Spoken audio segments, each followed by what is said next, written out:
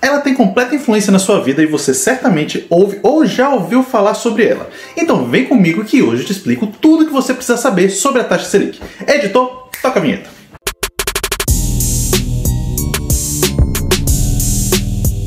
Fala pessoal, eu sou o Paulo e esse é o Banca de Negócios, o melhor e mais completo canal de negócios aqui do YouTube. Não só de negócios, como empreendedorismo e economia. E hoje vamos falar sobre a taxa Selic, a taxa básica de juros do país, que, como eu já falei, tem completa influência na sua vida. E eu vou explicar por quê.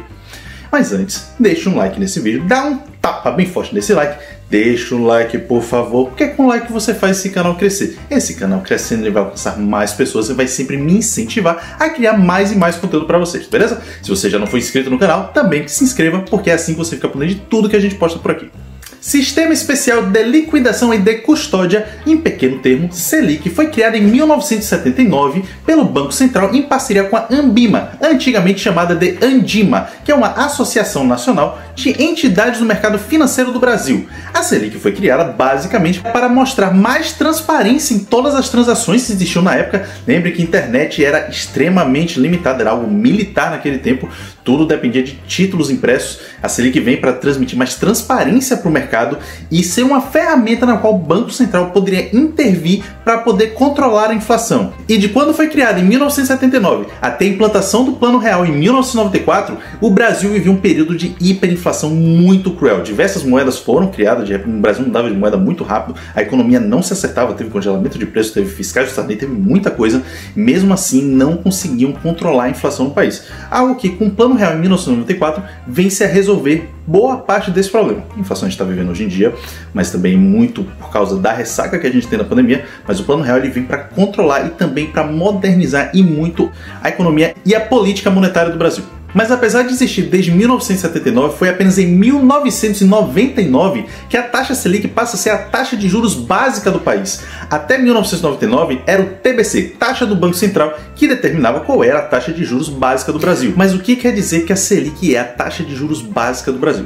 Sendo redundante, basicamente, a Selic determina qual é a taxa de juros que vai circular pelo Brasil, sendo empréstimos bancários, juros de cartão de crédito, em qualquer outro tipo de captação de recursos, dívida pública, e pela taxa Selic, todas essas outras organizações, todas as emissões de títulos de dívida do Brasil, seja ele qual for, vão ser determinadas a partir dela. Se ela sobe, captar recursos no país fica mais caro. Se ela cai, captar recursos no país fica mais barato. E é claro que de acordo com quão caro ou barato for a captação de recursos no país, esse preço vai ser repassado para você consumidor. Mas ora, por que se a Selic baixa faz preços serem mais baixos? Por que a Selic não está sempre baixa? Existe uma série de fatores que você precisa entender para que serve de fato a Selic. O Banco Central usa a Selic principalmente para controlar a inflação.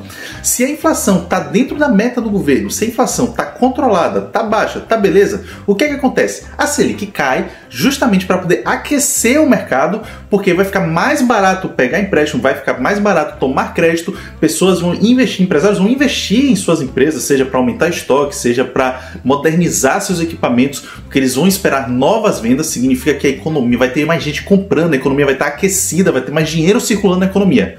Só que o contrário é o seguinte, a economia não está indo bem, a inflação está alta, os preços estão descontrolados. O Banco Central não vai vir, arroz vai ter que custar tanto, feijão vai ter que custar tanto. Não, ele simplesmente fala o seguinte, peraí, é o seguinte, Selic sobe, fica mais caro para todo mundo pegar dinheiro. Se isso fica mais caro para ter repasse para o consumidor final. O consumidor final vai consumir menos, se consome menos, vai circular menos dinheiro na economia. Circulando menos dinheiro na economia, a inflação tende a baixar. Inclusive, eu tenho um vídeo aqui no canal falando porque é uma má ideia imprimir dinheiro. Lembrando que imprimir dinheiro não é só imprimir papel moeda. Eu vou deixar linkado aqui para você assistir depois que assistir esse vídeo, beleza? E a Selic, ela não influencia só em empresas e no consumidor final. Até para o próprio governo, captar recurso fica mais caro ou mais barato a depender de quanto estiver a taxa Selic. Isso porque o governo se financia principalmente por títulos de dívida pública, é o famoso Tesouro Direto. O Tesouro Direto ele é atrelado diretamente à taxa Selic. Então, se a Selic está mais alta, é mais caro para o governo, porque ele vai pegar o seu dinheiro,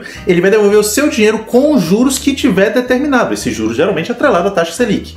Então, ele vai pagar mais se a Selic estiver alta, ele vai pagar menos se a Selic estiver baixa.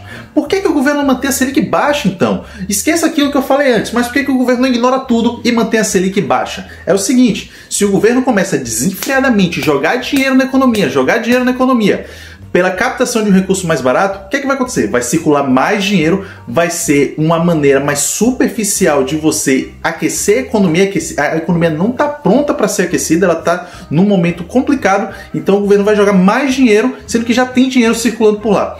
Esse é um problema que daria um problemão para o governo. O governo não vai querer isso. Então, é muito bem pensada a taxa Selic justamente para poder controlar toda a política monetária do país, para poder controlar a inflação, para poder controlar a taxa de câmbio, o nosso querido dólar, mas não tão querido assim. O que é que acontece com o dólar? Você sabe que para ter uma paridade, existe a necessidade de se encontrar dólares no Brasil.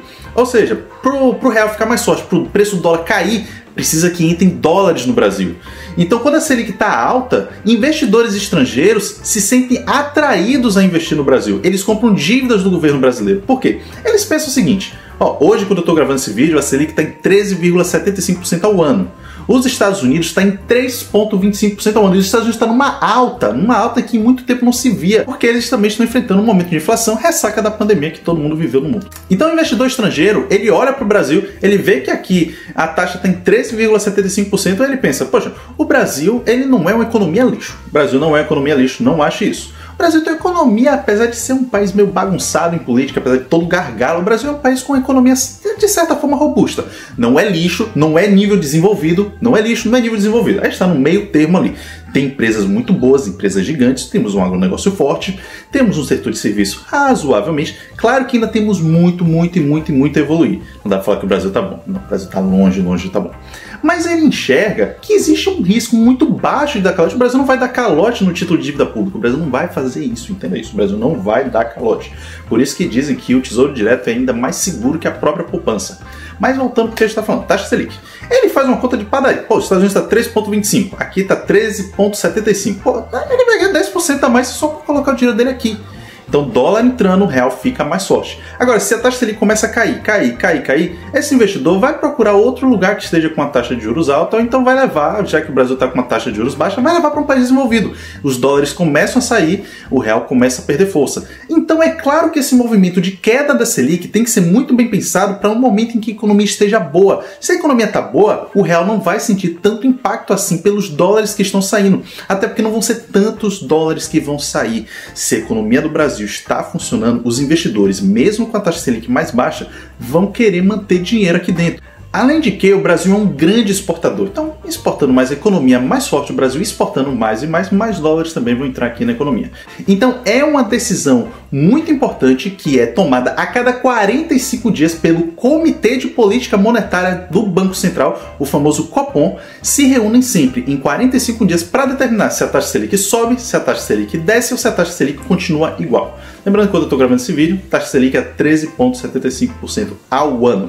Tanto que sempre que o Copom se reúne, eles vão pensar em inflação, no momento que a economia do Brasil vive, na situação fiscal do governo, vão pensar no cenário internacional e só assim eles tomam uma decisão de como vai ficar a taxa Selic. Mas o que você tem a ver com seus investimentos no que diz respeito à taxa Selic? Vamos lá, primeiro deles, poupança, querida por muitos, odiada por outros.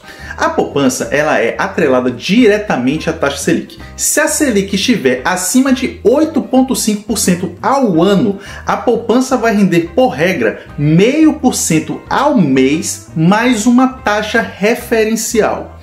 Se a Selic estiver igual ou menor que 8,5% ao ano, a poupança vai render 70% da Selic mais uma taxa referencial. Lembrando que esse 70% da Selic é ao ano e não ao mês. Ao mês, e o 0,5% ao mês em relação a quando a Selic estiver acima de 8,5% ao ano, que é o que está acontecendo nesse momento que eu estou gravando esse vídeo. Além disso, temos também atrelado a Selic o Tesouro Direto, que é o título de dívida pública do governo, do próprio governo. Você compra a dívida do governo, você empresta dinheiro para o governo investir.